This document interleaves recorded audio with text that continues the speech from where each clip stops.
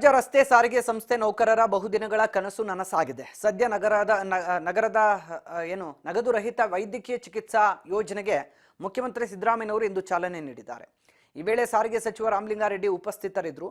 ಸರ್ಕಾರಿ ಒಡೆತನದ ಸಾರಿಗೆ ಸಂಸ್ಥೆಗಳ ಪೈಕಿ ಮೊದಲನೆಯ ರಾಜ್ಯ ಎನ್ನುವ ಹೆಗ್ಗಳಿಕೆಗೆ ಕರ್ನಾಟಕ ಪಾತ್ರವಾಗಿದೆ.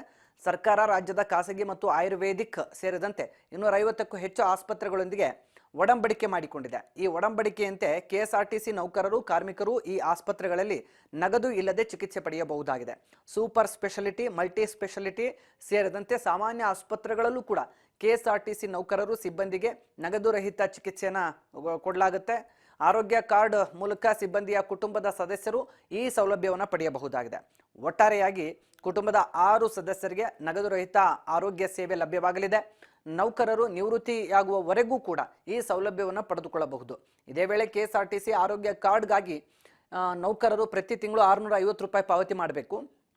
ಕೆಎಸ್ಆರ್ಟಿಸಿ ನಿಗಮ 600 ರೂಪಾಯಿ ಪಾವತಿ ಮಾಡುತ್ತದೆ.